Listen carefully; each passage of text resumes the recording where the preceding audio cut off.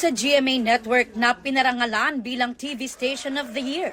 Humakot din ang award ng iba pang kapuso programs and personalities sa 10th Platinum Stallion National Media Award 2025 ng Trinity University of Asia.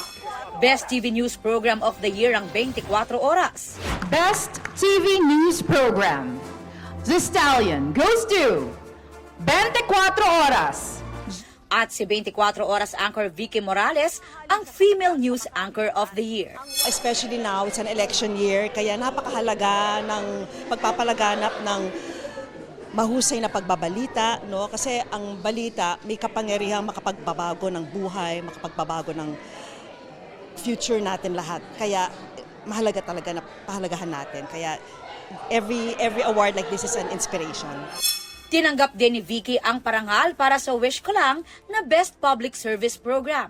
Si 24 Oras Game Changer segment host Martin Javier ang Best TV Sports Program host. Male News Anchor of the Year si Atom Araulio para sa State of the Nation. At Best Morning Show ang Unang Hirit.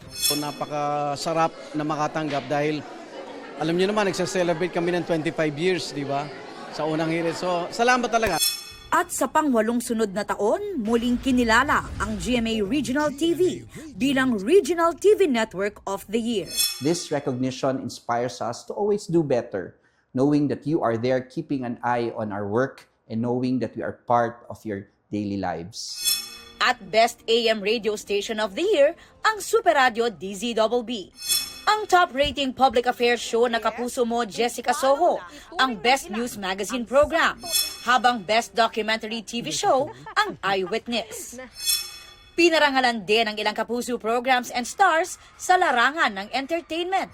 Ang Kapuso Family Drama Series na Pulang Araw, ang nagwagi bilang Best Primetime Drama Series at Socially Relevant TV Series. Si Sanya Lopez ang Best Primetime Drama Series Actress. Yung panalo ko, hindi ko siya tinanggap ng para sa akin lang.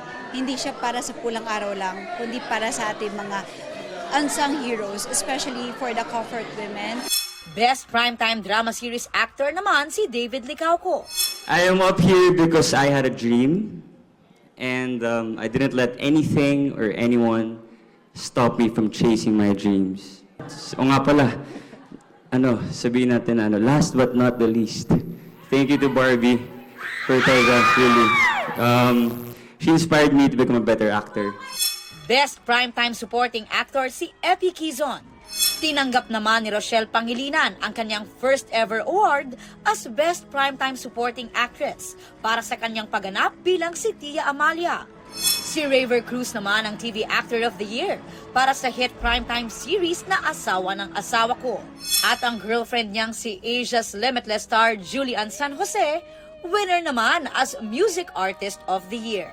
Kinilala rin ang kapuso P-pop boy group na Cloud7 na binigyan ng citation for Breakthrough Boy Group of the Year.